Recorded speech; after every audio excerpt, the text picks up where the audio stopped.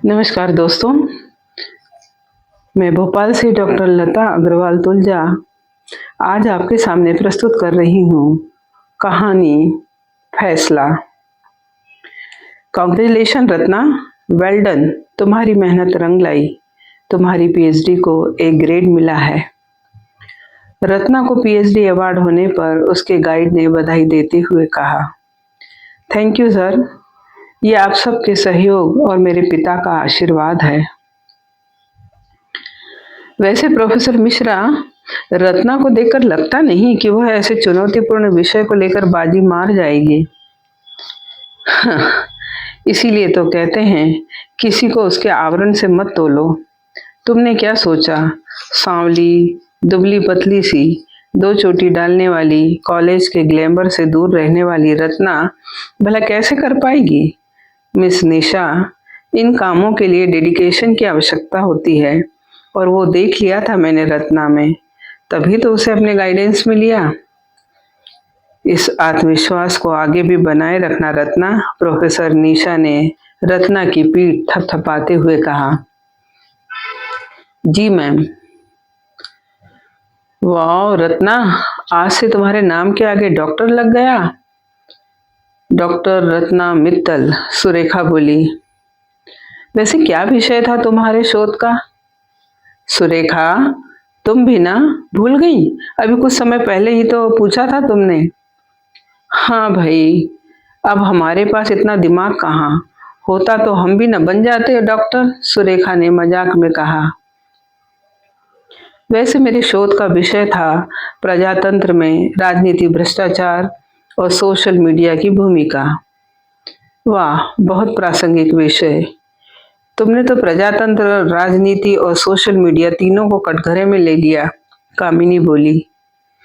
कामिनी, प्रजातंत्र को नहीं, प्रजातंत्र में मेरी गहरी आस्था है, किंतु राजनीति ने जिस प्रकार प्रजातंत्र का चेहरा बदरंग कर उस पर भ्रष्टाचार का लेप चढ़ाया है ना, इससे जनता को रूबरू कराना बहुत आवश्यक है। अच्छा, यह बताओ कि अब आगे क्या सोचा है, कौन सा कॉलेज ज्वाइन कर रही हो? रोहन ने पूछा। हाँ भाई, जिस कॉलेज में चाहेगी जॉब पक्का है, आखिर प्रोफेसर मिश्रा की स्टूडेंट जो है, सिक्का चलता है उनका। नहीं कामिनी, मैं कोई कॉलेज ज्वाइन नहीं कर रही। मगर क्यों? इस बार सभी मित्र चौंक पड़े। राजनीति शास्त्र में पीएचडी करके क्या घर बैठने का इरादा है या शादी करके गृहस्थी? नहीं तो पापा की शॉप संभालोगी? ना ही मैं घर बैठूंगी, ना ही पापा की शॉप संभालने का इरादा है। हाँ, वक्त आने पर शादी के बारे में सोचा जाएगा, फिलहाल नहीं। फिर मैं राजनीति में जाना चाहती हूँ, रत्ना आत्मविश्वास भरी आवाज में बोली। राजनीति में? दिमाग तो ठीक है तेरा? सब लोग एक साथ बोले। राजनीति का नाम सुनकर इतना हैरान क्यों हो गए तुम लोग? क्या तुम जानती नहीं राजनीति में कितना कीचड़ है? रोहन ने हैरान होकर कहा। सही कहा तुमने, किंतु यह कीचड़ किसी को तो साफ करना होगा ना रोहन, रत्ना शांत भाव से बोली। मगर इसके लिए क्या एक तू ही रह गई? क्यों अपनी जिंदगी से खिलवाड़ कर रही है? अरे मस्त कॉलेज में प्रोफेसरी झाड़, कामिनी बोली। नहीं, मैंने निर्णय कर लिया है। रत्ना की आवाज में वही बल था। अपने पापा से बात की इस संबंध में? अरे तू इनकी इकलौती संतान है, कामिनी ने कहा। हाँ, की है। तो क्या कहा उन्होंने? पापा ने कहा, मैंने तुम्हें शिक्षा ही इसलिए दिलाई है कि तुम अपना उचित अनुचित समझ सको। अगर तुम्हें यही उचित लगा तो मुझे कोई ऐतराज नहीं, मैं तुम्हारे हर फैसले में तुम्हारे साथ हूँ। फिर भी रत्ना, मेरे ख्याल से यह तुम्हारा पागलपन है। हाँ रत्ना, एक बार फिर सोच लो, यह राजनीति ना काजल की कोठरी है, इसमें जो भी जाता है उसे कालिख लग ही जाती है। एक बार उस दलदल में फंसने के बाद निकलना मुश्किल हो जाता है। मैं ऐसा नहीं मानती, और फिर दलदल को साफ करने के लिए दलदल में उतरना तो पड़ेगा ही ना। यदि सभी युवा इसी तरह सोचते रहे तो यह राजनीति व्यभिचारियों और अपराधियों का अड्डा बनकर रह जाएगी। आखिर इस बीमार राजनीति का वैक्सीन हम युवाओं को ही तो खोजना है, रत्ना ने विश्वास के साथ जवाब दिया। अपनी मंजिल की ओर रत्ना का पहला कदम बढ़ चुका था, कारण राजनीति का एक महत्वपूर्ण अवसर खुद चलकर उसकी झोली में आ गिरा। हुआ दरअसल यह कि बदुआ इलाके में एक दलित महिला के साथ अभद्र व्यवहार किए जाने की खबर सुर्खियां बनी। पीड़िता का परिवार रत्ना के पास आया। दीदी, आप हमारी मदद कीजिए। दरअसल शहर का गुंडा पप्पू भैया हमारे परिवार की बहू पर बुरी नीयत रखे हैं। कुछ कहें तो दादागिरी पर उतारू है। प्रभावशाली है ना, राजनीति में सिक्का चलता है उसका। अब आप ही हमारी सहायता कर सकती हैं। यद्यपि रत्ना का यह कदम राजनीति प्रेरित नहीं था, केवल मानवता के नाते उसने पीड़िता की सहायता के लिए पप्पू भैया को आड़े हाथों लिया। इसका प्रभाव यह हुआ कि शहर में रत्ना की ऐसी इमेज बन गई कि कोई भी राजनीतिक पार्टी उससे पंगा लेकर अपने लिए गड्ढा खोदना नहीं चाहती थी। सो सभी सत्ताधारियों ने अपने हाथ पीछे खींच लिए। जब सत्ता का आश्रय छिन गया तो सत्ता की उंगलियों पर नाचने वाले कानून की क्या ताकत जो पप्पू को सहारा देती। परिणाम, सीआरपीसी की धारा 154 के तहत एफआईआर दर्ज कर पप्पू भैया को हवालात का रास्ता दिखा दिया रत्ना ने। रत्ना के कदमों को राजनीति में ठोस आधार देने यह घटना काफी थी। अब तो रत्ना पूरे सागर जिले की दीदी हो गई। लोग दिल से उसका सम्मान करते, उसकी बात को ध्यान से सुनते। वह अपनी बात जनता तक पहुंचाने के लिए मंचों का प्रयोग करती। जहां कहीं कोई आयोजन होता, वह वहां जाकर सभा बीच अपनी बात रखकर उनसे समर्थन मांगती, उन्हें भ्रष्टाचार के विरोध हेतु आगाह करती। प्यारे देशवासियों, आज राजनीति अवसरवादिता, गुटबंदी, झंडा बदलू प्रवृत्ति और नेता की व्यभिचारिता का असामाजिक तत्वों का अड्डा बनकर रह गई है। इसका दुष्परिणाम केवल और केवल आम जनता को झेलना पड़ रहा है। सोचिए, जिनके मन में तनिक देश प्रेम नहीं, वे देश की बागडोर अपने हाथों में लिए बैठे हैं। भला ऐसे में देश कैसे सही दिशा पाएगा। रत्ना कुशल वक्ता है, भाषा पर उसका पूरा अधिकार है। अपनी बात को श्रोताओं के बीच किस तरह रखना है, यह कला है उसमें। उस पर उसके दिल की सच्चाई को भी कहीं न कहीं जनता देख और समझ पा रही थी। इसी का परिणाम था कि उसे जनता का भरपूर समर्थन मिलने लगा। उधर अपोजिशन पार्टी के आला कमान की फटकार पड़ने लगी अपनी पार्टी के स्थानीय नेताओं को। ससुर के नातियों, क्या नशा करके पड़े हो? अरे वो कल की छोकरी आकर 4 दिन में जनता के सर पर नाचने लगी। का ईबेर पार्टी का भट्टा बैठाने का इरादा है? राजनीति का सबसे सस्ता फंडा है, अगर कोई दल मजबूत लग रहा है तो अपनी पार्टी छोड़कर उसमें जा मिलो या उसे अपनी पार्टी में मिला लो। रत्ना आखिर एक स्त्री है। स्त्री की सत्ता स्वीकारना पुरुषों के लिए यूं भी पाच्य नहीं है।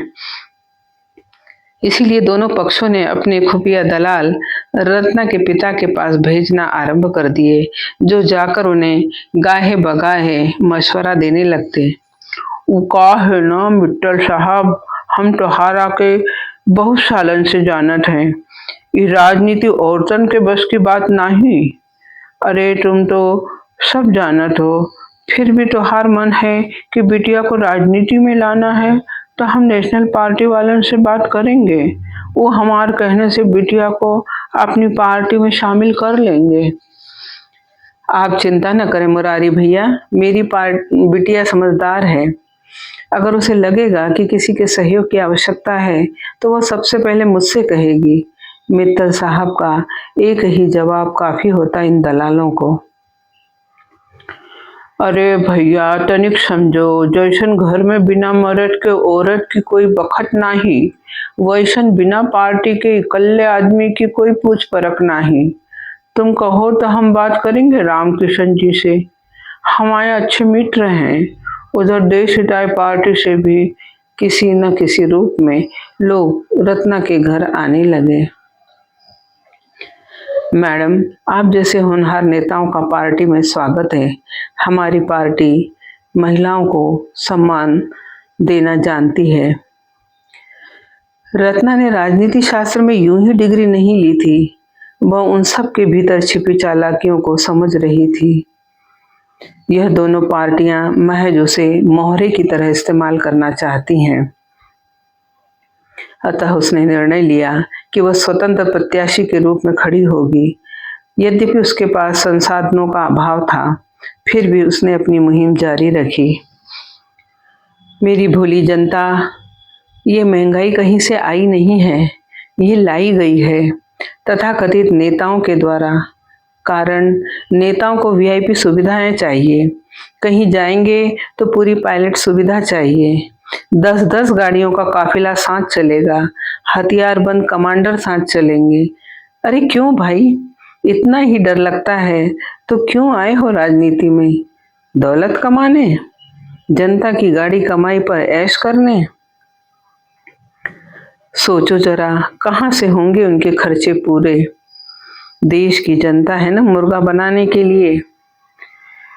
सारे पेट्रोल पंप, स्कूल, प्राइवेट अस्पताल में इनके शेयर हैं, जबकि वे अपने को जनता का सेवक कहते हैं।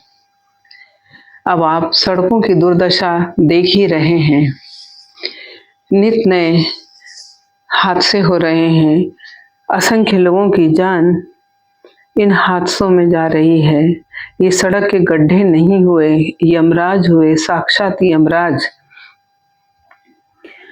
क्या आपको नहीं लगता कि इनसे पूछा जाए कि जो कैमरा 100 मीटर दूर से देख लेता है कि कार में बैठे हुए व्यक्ति ने सीट बेल्ट लगाया है या नहीं, उसकी स्पीड कितनी है, क्या वह कैमरे उन्हें सड़क के गड्ढे दिखाई नहीं देते?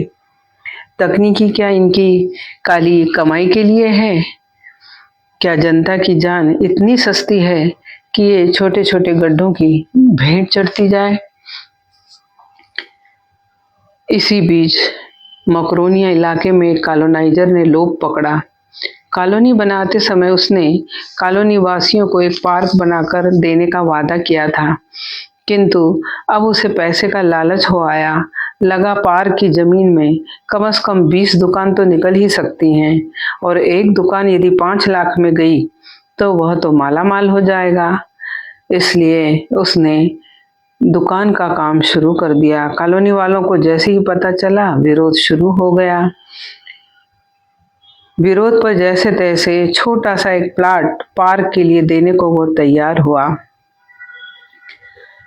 स्थानीय लोगों ने अपने पार्षद से भेंट करनी चाहिए, मगर पार्षद सामने नहीं आया। ऐसे में रत्ना दीदी जिंदाबाद। मिस्टर पॉल, आपने अब तक कितनी कॉलोनी बसाई है? जी, मैंने कई कॉलोनी बना चुका हूँ। तब तो आपको यह जानकारी होगी कि कॉलोनी का नक्शा पास करते समय जो जमीन आपने पार्क के लिए दर्शाई है, पार्क विनिमय और नियंत्रण नियमावली 2005 के अनुसार वहां आप दुकान तो क्या, एक खंबा भी अपना नहीं गाड़ सकते।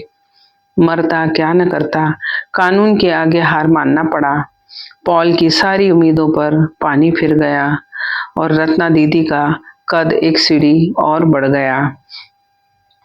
जब कॉलोनी वालों ने पार्षद द्वारा अनसुनी करने की शिकायत उनसे की, तब उन्होंने कहा कि आप लोग मांग क्यों नहीं करते कि देश में एक ऐसा कानून बनाया जाए कि चुनाव जीतने के बाद अगर कोई नेता अपना वादा पूरा नहीं करता है तो उसे 7 वर्ष का कठोर कारावास और 1 करोड़ रुपए का जुर्माना हो, और तथा भविष्य में कभी चुनाव न लड़ने की सजा मिले।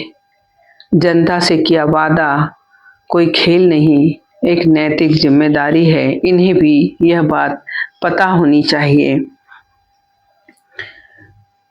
फिर क्या, रत्ना दीदी ही सब दुर्छाई रही। विपक्षी तिलमिला उठे अरे हाथ में चूड़ी पहनकर बैठे हो ससुर के नातियों, एक औरत संभाली नहीं जाती तुमसे। क्या करे माननीय, उसे कई प्रलोभन दिए मगर वो तो कृष्ण की पक्की भक्त है। गीता के निष्काम कर्म पर का प्रण लिए बैठी है ससुरी, टस से मस नहीं होती। नहीं होती तो उड़ा दो साली को। निकम्मो, इंतजार काय बात का कर रहे हो। आला कमान से ग्रीन चिट मिल चुकी थी विपक्षियों को। इधर चुनावी मौसम शुरू हो गया। रत्ना ने स्वतंत्र रूप से मैदान में उतरने का निर्णय ले लिया, किंतु रत्ना की मां अपनी बेटी पर मंडरा रहे खतरों के साए को देख रही थी। सुनो जी, आप रोकते क्यों नहीं रत्ना को? जाने क्या जुनून सवार हुआ है उसके सर। अरे इन राजनेताओं से पंगा लेकर भी कोई रह पाया है? जानते नहीं वो भर्ती वाला केस? मंत्री के खिलाफ जिसने आवाज उठाई उसका नामो निशान मिटा दिया। सुशीला, अगर सब लोग इसी तरह खतरा भांप कर एक और हो जाएंगे तो भ्रष्टाचार की जड़ को और बल मिलेगा।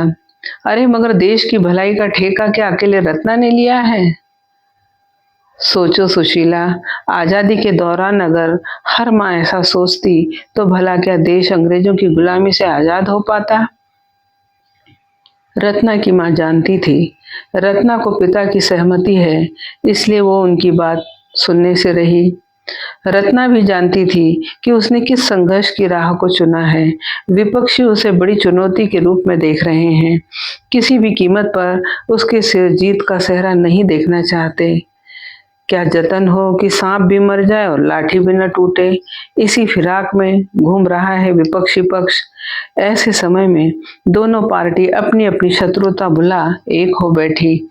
इसी से अंदाजा लगाया जा सकता है कि रत्ना का किरदार कितना वजनदार है। भाई रामकिशन जी, ये कल की आई लौंडिया कैसे जनता के सिर चढ़कर बोल रही है। सभाओं में चौराहों पर उसी के नाम के डंके बज रहे हैं। अरे तो तुम काय बात की चिंता करते हो यार भवानी सिंह, एक लोंडिया से डर गए? उसे हल्के में लेना भूल होगी बड़ भैया, कहीं महंगा न पड़ जाए। महंगा तो उसे पड़ेगा, 4 जमात पड़ी वो छोकरी हमसे पैंच लड़ाने चली है। जानती नहीं 22 साल से राजनीति में झक नहीं मार रहे। देख लेंगे ससुरी को। यह कोई धमकी नहीं थी। रामकिशन और भवानी की आरंभ हुई रत्ना की अग्नि परीक्षा। वह जिस मंच से संबोधन करने जाती, कभी उसके मंच पर रहते मंच टूट जाता, कभी रत्ना का भाषण सुन रही जनता के बीच कोई धमाका हो जाता और जनता में दहशत फैल जाती। उनका मकसद यही था कि रत्ना की सभा में आने की हिम्मत ही न कर पाए जन समुदाय। लेकिन ऐसे मुश्किल समय में रत्ना के पिता हमेशा बेटी का साया बनकर खड़े रहे। इधर आलम यह था कि कभी उसके द्वारा कहे किसी शब्द पर राजनीति शुरू हो जाती और खरीदी हुई मीडिया उसे खूब उछालती। यहाँ तक कि रत्ना के अतीत को खंगाला जाने लगा। वह अपने कॉलेज टाइम में किससे मिला करती थी, किसके साथ उसका उठना बैठना था, क्या कोई अफेयर हुआ, कोई सुराग न मिला तो भी राई का पहाड़ बनाने, तिल का ताड़ बनाने में भला राजनीति से बढ़कर कौन होगा। रत्ना के अतीत के महासागर में गहरे गोते लगाने एक टीम तैयार कर दी गई, जिन पर दबाव था खाली हाथ ऊपर आने से बेहतर होगा उसी समंदर में डूबकर मर जाना। लेकिन रत्ना के इश्क की किताब तो कभी खुली ही नहीं। उसके सभी सफ़े कोरे ही रहे। वह तो किसी साधक की भांति एकनिष्ठ अपने लक्ष्य की ओर अग्रसर थी। सो भटकाव होता भी तो कैसे। जब कोई सूत्र हाथ नहीं आया तो खोजी दस्ते ने परिवार के किसी आयोजन में बैठकर हंसी मजाक करते समूह से रत्ना और उसके चचेरे भाई शेखर की फोटो क्रॉप कर उसी को मोहरे की तरह इस्तेमाल कर लिया। यह है राजनीति का चौथा स्तंभ कहे जाने वाले मीडिया का छिछोरा रूप। किसी ने ठीक कहा है, राजनीति जिसे चाहे अर्श से फर्श पर ला बिठाए और जिसे चाहे फर्श से उठाकर अर्श पर पहुंचा दे। सारे दांव पेच है राजनीति की पोटली में। स्वयं रत्ना भी न जान पाई कि ये शेखर के साथ उन्मुक्त हंसी हंसते हुए उसकी कौन सी तस्वीर है और इसे कब किसने कैमरे का निशाना बनाया। रत्ना के उजले चरित्र की चादर पर कीचड़ उछालना शुरू हो गया। उनके इशारों पर नाचने वाली प्रिंट और इलेक्ट्रॉनिक मीडिया ने भी इस हवाई रिश्ते को खूब हवा दी। सरेराह रत्ना और उसके चचेरे भाई के नाम के पोस्टर लगाए गए। चरित्र की दागदार चादर लेकर चली बन्नो देश को उजालाने। स्थानीय अखबारों के पन्नों में बड़े बड़े अक्षरों में सुर्खियां छपती। माँ भी तनाव में आ गई। आखिर बेटी के भविष्य का सवाल है। एक बार इज्जत की धज्जियां उड़ गई तो कोई हाथ थामने वाला न मिलेगा। किंतु जाने किस मिट्टी की बनी थी रत्ना और उसके पापा के रुकने का नाम ही नहीं लेते। उनकी आवाज में आज भी वही दमखम था। अरे अरे, यह हरामखोर तो जनचेतना का बीज बो रही है। नाक में दम कर रखा है ससुरी ने। भवानी मुट्ठी भिजते हुए बोला। रत्ना को मात देने के लिए विपक्षी पानी की तरह पैसा बहा रहे थे। बड़े बड़े फिल्म स्टार को मंच पर उतारा गया। साड़ी, कंबल, शराब बट रही थी। नोट वोट की राजनीति हो रही थी। लाउड स्पीकर पर उनकी यश गाथाएं गाई जा रही थी। शहर में गर्मा गर्मी का माहौल था। तभी मित्तल साहब की दुकान पर उनके पुराने मित्र आए। बातों ही बातों में पोस्टर का राज उन्होंने बताया कि राजन भाई वो अपने सुमित का बेटा है। राजनीति की नजर कितनी गंदी होती है, वे रिश्तों की गरिमा क्या जाने। तुम चिंता न करो मित्तल जी, मेरे बेटे ने जेएनयू से पत्रकारिता में एमजी किया है, मैं उससे बात करूंगा। राजन के बेटे ने इन पोस्टर्स के नाम पर उछाली कीचड़ का जब सिरे से पर्दाफाश किया तो विपक्षी एक बार फिर चारों खाने चित्त हो गए। लेकिन जिनकी नसों में भ्रष्टाचार का लहू बह रहा हो वे भला कैसे हार मान सकते हैं। वे जानते थे कि रत्ना के पास आर्थिक संसाधनों का अभाव है, इसीलिए उन्होंने इसी को अपना हथियार बना जनता को खरीदना शुरू कर दिया ताकि जनता के बीच में दहशत फैले। वो भूल गए कि सच की जड़ें गहरी होती है। फिर जाको राखे साइयां, मार सके न कोई। रत्ना भी मानो सिर पर कफन बांधकर इस मैदान पर उतरी थी। तमाम विसंगतियों के बावजूद चुनौतियों को पार करते हुए उसके कदम अपनी मंजिल की ओर बढ़ रहे थे। अलबत्ता अब उसकी चुनावी सभा में जनता की उपस्थिति ना के बराबर होती। उधर रामकिशन और भवानी अपनी जीत का जश्न मना रहे थे। देखा, ये राजनीति है भवानी। कल की छोकरी चली थी हमसे मुकाबला करने, मुंह के बल गिर गई ससुरी। रामकिशन पेक का घूंट गले में उतारते हुए बोला। आपका अंदाजा सही निकला भवानी भाई। भारत की जनता ना बड़ी बेवकूफ है, डरपोक है ससुरी। बम का धमाका हुआ नहीं कि चूहे की तरह बिल में घुस गई। अब तो चुनाव का फैसला समझो हो ही गया। बेचारी रत्ना देवी, हा हा हा। एडवांस में महफिल सज गई थी। जाम से जाम टकरा रहे थे। रात को रंगीन बनाने के सभी उपादान हाजिर थे। अरे तुम लोग अचानक यहाँ? आज निशिकांत, कामिनी, वरुण, रोहन के साथ कॉलेज के कई साथियों को अपने घर देख रत्ना हैरान हो बोली। देखा रत्ना, हम न कहते थे यह राजनीति एक कोठा है। यहाँ साड़ी, कंबल और शराब की बोतलों में बिक जाती है तुम्हारी जनता। बिल्कुल ठीक कह रही है निशी। इस देश का कुछ नहीं हो सकता। यहाँ पाक साफ छवि वालों को भी गदला दिया जाता है। कामिनी की आवाज में दर्द था। इसका मतलब तुम लोग भी सोचते हो कि मैंने गलत राह चुनी? रत्ना ने हंसते हुए अपने मित्रों से कहा। हमने ऐसा कब कहा? और तुम भी? मतलब किसी और ने भी तुमसे इस संबंध में कुछ कहा है? वरुण ने प्रश्न किया। अरे माँ हमेशा घबराई रहती है। जब भी घर से किसी सभा के लिए निकलती हूँ तो लौटते तक माँ भगवान के सामने दीपक लगाए बैठी रहती है, रत्ना बोली।